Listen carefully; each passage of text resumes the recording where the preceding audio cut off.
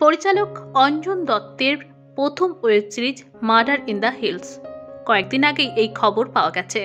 সিরিজটি মুক্তি পাবে হইচই ওয়েব প্ল্যাটফর্মে আগামী 23শে জুলাই। আর এবার মুক্তি পেল সিরিজটির অফিসিয়াল ট্রেলার। অভিনেতা অর্জুন চক্রবর্তী সহ অন্যরা ট্রেলারটি তাদের সোশ্যাল মিডিয়ায় শেয়ার করেছেন।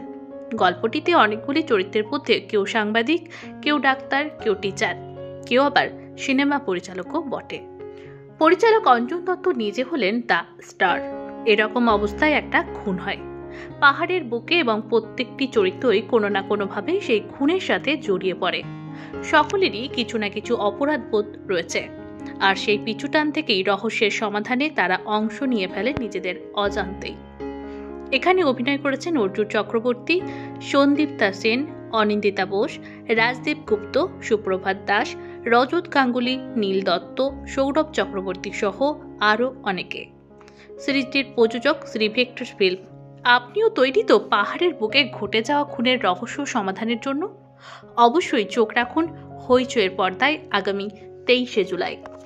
খুব স্যাডলি আমাকে এই পার্টিটা এখন ছেড়ে যেতে হচ্ছে, কারণ আমাকে একটা ফ্লাইট নিতে হবে এক্ষুনি, অ্যান্ড বৃষ্টির কারণে I have to leave a little early, so I am very sorry, but I really hope that you all have enjoyed the trailer as much as we did, and I hope you all will also enjoy the show as much as we enjoyed making it. So thank you, and I'm sorry, and over to Anjunda. Thank you, Anindita. Thank you so much for coming. Thank you so much for coming. মানে এর আগে আমি কোনো web series করিনি, তো এটা এবং coincidentally এটা অলসো আমার সবথেকে ফেভারিট জায়গা পৃথিবীতে দার্জিলিংয়ে প্লেস করা হয়েছে, এবং প্রায় প্রায় অনেকটাই প্রায় পুরোটা দার্জিলিংয়ে শ্যুট করা হয়েছে। তো এটাও একটা আমার কাছে খুব ইম্পর্টেন্ট জায়গা। অবশ্য এর দুটোর মধ্যেই একটা ডিফারেন্স আছে। একটা হচ্ছে যে দার্জিলিংটা আমি দেখাবার চেষ্টা করেছি, সেই দার্জিলিং এতবার গেছেন আপনারা অনেকেই, কিন্তু সেই দার্জিলিং নয়। এটা আর একটা দার্জিলিং, যে দার্জিলিংটা চট করে আমরা দেখি না, অ্যাজ এ টুরিস্ট যখন বেড়াতে যাই সেই দার্জিলিংটা দেখি না। সেই দার্জিলিংটা, সেই এক্সাইটিং অন্য একটা দার্জিলিং আপনি পাচ্ছেন। অ্যান্ড সেকেন্ডলি, আমি চেষ্টা করেছি যে আমি যে ধরনের কাজ এখনো পর্যন্ত করে এসেছি, আমি শুরু করেছিলাম এক ধরনের কাজ করতে, ইয়াং লোকজনদের নিয়ে, ডাইনামিক, অন্যরকম, অনেক নিয়ম ভাঙবো, অনেক কিছু করবো, বং কানেকশন, চলেসবো, ম্যাডলি বাঙালি, এসব করতে রঞ্জনা এসব করতে যাচ্ছিলাম। তারপরে বয়স বাড়তে একটা পয়েন্টে মানুষের তো হয়, আমি একটু বয়স বেড়ে গেছিলাম, মানে বেড়ে আছে একটু মেনটেন। এই কাজটা করতে এসে আই হ্যাভ গন ব্যাক, এই ওয়েব সিরিজটা করতে এসে I have gone back to my old self, মানে the young Anjan Dutta.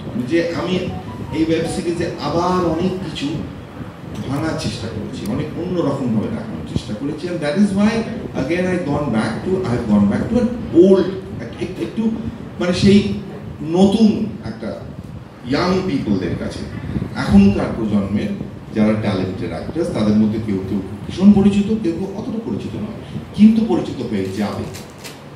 So একটা ডাইনামিক ইয়াং কাস্টকে নিয়ে আমি কাজটা করতে চেয়েছি। তাদের বয়স কম, বুড়োরা আমাকে খুব একটা ইন্টারেস্ট করে না, আমার নিজের মধ্যে বুড়োটাও আমাকে ইন্টারেস্ট করে না। আমি মনে করি ওয়েব প্ল্যাটফর্মটা ইজ হিয়ার টু স্টে। সবাইকে আমি সবার আগে বলে রাখি, ভীষণ এক্সাইটেড অঞ্জনদার সাথে কাজ করতে পেরে ফার্স্ট টাইম। আর গল্পটা যখন প্রথম শুনি এবং অঞ্জনদা যেভাবে বলেন আর কি, গল্প যেভাবে শোনান বা বোঝান, সেটা শুনেই ফার্স্ট যেটা মাথায় আসে যে একটা ডিফারেন্ট ন্যারেটিভ পেতে চলেছে আমরা অঞ্জনদার থেকে। সেটা তখন আমি করি কি না করি কনফার্ম হয়নি, তবুও যেটা হয় না, একটা কিক থাকে মনের মধ্যে থেকে, ন্যারেটিভটা শোনার পর মনে হয় যে এটা ডিফারেন্ট কিছু হতে চলেছে এবং একটা এক্সাইটিং একটা জার্নির মধ্যে যেতে চলেছে। তো সেটাই ছিল। প্রথম যখন কলটা এসেছিল তখন আমি ড্রাইভ করছিলাম, তো গাড়িটা থামিয়ে দিতে বাধ্য হই রাস্তার পাশে, কারণ অঞ্জন দত্ত ফোন করছেন আমাকে এবং তিনি জীবনের প্রথম সিরিজ বানাচ্ছেন, বাংলা ওয়েব সিরিজ, এবং যেখানে কাজ করতে চান। এবং অঞ্জনদা, দার্জিলিং, নিজের ওয়েব সিরিজ, তাতে আমি একটা চরিত্র এবং আমার বন্ধুরা, তো এটা ভীষণই এক্সাইটমেন্টের কারণ ছিল। গিয়ে পৌঁছানোর পর প্রতিটা মুহূর্ত যত বেশি কাটিয়েছি, আমি এক্স্যাক্ট এসে পড়ে যাচ্ছে আর কি, যতটা সময় কাটিয়েছি ততই আরো বেশি ঢুকতে শুরু করেছে। এবং এই যে ফ্যামিলিওয়ালা থিং, অঞ্জনদা যে গল্পটা এমন একটা গল্প যে বেশি কিছু বলা যাবে না, তবে ট্রেলারে অনেকটাই যথেষ্ট বলা আছে, মানে আলোচনা করার জন্য অনেকগুলো পয়েন্টই দেওয়া আছে। তবে হ্যাঁ, আমার সৌভাগ্য এখানে সকলের মধ্যে থাকতে পেরে, আর আজকে এখানে আসতে পেরে খুব ভালো লাগলো। Thank you. যে অর্জুন অনেক কিছু করে দিয়েছে। এই সিরিজটা আমার কাছে অনেকগুলো রিজনের জন্য স্পেশাল। ফার্স্ট অফ অল অঞ্জনদার ফার্স্ট সিরিজ, আর সেখানে আমি অঞ্জনদার সাথে কাজ করতে পেরেছি, আমার ফার্স্ট কাজ ওনার সাথে।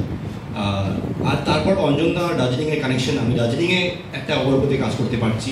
আর আমার যে কটা চরিত্র আমি করে এসেছি লাস্ট 3-4 বছরে, সেখান থেকে এই চরিত্রটা অন্যরকম, এটা পুরোপুরি আলাদা চরিত্র। আর I have got a lot of opportunity to prove my point. মানে জানি না জড়িয়ে ফেলছি কথা, because I am too excited. আর অনেক রিজন আছে, আমাদের সাথে যারা কাজ করেছে, মানে অনেকের সাথে আমি প্রথমবার কাজ করছি, বাট এরা সবাই আমার বন্ধু। মানে যেটা সৌরভ বললো, আমরা সবাই একসাথে একই সময় কাজ শুরু করেছি, আমাদের ক্যারিয়ার শুরু করেছি। So I think this is not one of the best teams I have got, this is the best team I have worked with. মানে the actors, the reporter team, production, everything. মানে আমরা যে 10 দিন দার্জিলিংয়ে shooting করেছি, আমাদের একটা দিনের কোনো টেনশন হয়নি, একটা দিনের কোনো ঝামেলা হয়নি, আমরা সুন্দর করে শ্যুটটা করেছি।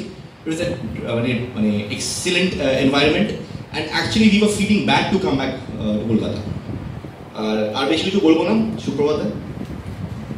আমারও সেরকম কিছু বলার নেই, কারণ অঞ্জন দত্তর সাথে আমি বেশ কয়েকটা কাজ করে ফেললাম, আমি জানি উনি কি করেন না করেন। তো যাদের সাথে আমি কাজ করেছি তাদেরকে বলতে পারি, অনেকে অর্জুন আর অনিন্দিতা বাদ দিয়ে এদের সাথে আমার প্রথম কাজ এটা। আমার মনে হয়নি কখনোই যে আমি এদের সাথে প্রথম কাজ করছি। আমরা ভীষণভাবে, এটা অঞ্জন দত্তর পক্ষেই সম্ভব, অঞ্জন দত্ত যা কাজই করে ভীষণ কী বলবো, ফ্যামিলির মতন করে নেয় সবাই, ওরকম আলাদাভাবে কিছু দেখেন না। তা আমার মনে হয় সন্দীপটা কিছু বলবো, একদম অঞ্জন দত্তর সাথে মাস্ট কাজ ওই বলতে পারবো। Good evening. এটা আমার খুব বড় একটা সৌভাগ্য যে অঞ্জনদা এই ডক্টর নিমা প্রধানের চরিত্র আমাকে ভেবেছেন এবং আমার উপর বিশ্বাস রেখেছেন আমি চরিত্রটা করতে পারবো। থ্যাংক ইউ অঞ্জনদা, থ্যাংকস আ লট। কারণ এর আগে আমি বহু চরিত্র অভিনয় করেছি, কিন্তু এরকম একটা চরিত্রে আজ অবধি আমাকে কেউ ভাবেনি। অঞ্জনদা ভেবেছেন এবং বিশ্বাস রেখেছেন যে আমি করতে পারবো। আর শুটিংয়ের কথা কি বলি, মানে প্রথমে বেশ ভয় ছিলাম অঞ্জনদা যদি খুব বকাবকি করেন, বাট সেটা হয়নি। অঞ্জনদা এত ভালোভাবে বুঝিয়েছেন, এবং আমার যেটা মানে ওনার প্যাশন, ওনার এনার্জি দেখে আমি কি বলবো, মানে প্রতিটা মুহূর্তে মনে হচ্ছে যে আমি ওনার থেকে হয়তো বয়সে অনেক বড়, কারণ ওনার এত বেশি এনার্জি, সত্যি মানে সেটা পুরো ইউনিটের মধ্যে ছড়িয়ে যায়, একটা ফ্যামিলির মতো এনভায়রনমেন্ট। আর আরেকটা যেটা জিনিস বলবো সেটা হচ্ছে হোল টিমটা, আমাদের সবাই মানে টেকনিশিয়ানস, আমাদের কো অ্যাক্টার্স, প্রত্যেকে এত এনার্জি ছিল, ওই যে অঞ্জনদা সবার মধ্যে ছড়িয়ে দিয়েছেন সেটা। আর একটা ব্যাপার আমি ডেফিনেটলি বলতে চাই, সেটা হচ্ছে কাজ করার ধরনটা। এখানে আমাকে অঞ্জনদা বলেছিল তুই মেকআপ করিস না, উইদাউট বেস কাজ কর, আমার উপর ভরসা রাখ। রেখেছি, আর সত্যি দেখলাম যে মানে লুকটা একদম অন্যরকম এসছে। আর একটা ব্যাপার হচ্ছে যে আমরা সবাই সবটা আগে থেকে জানতাম, স্ক্রিপ্ট রিডিং হচ্ছে ডিটেলে, কি কস্টিউম, কোন সিন কবে, আমরা সবটা জানতাম এবং পুরোটা ক্লিয়ার একটা ছক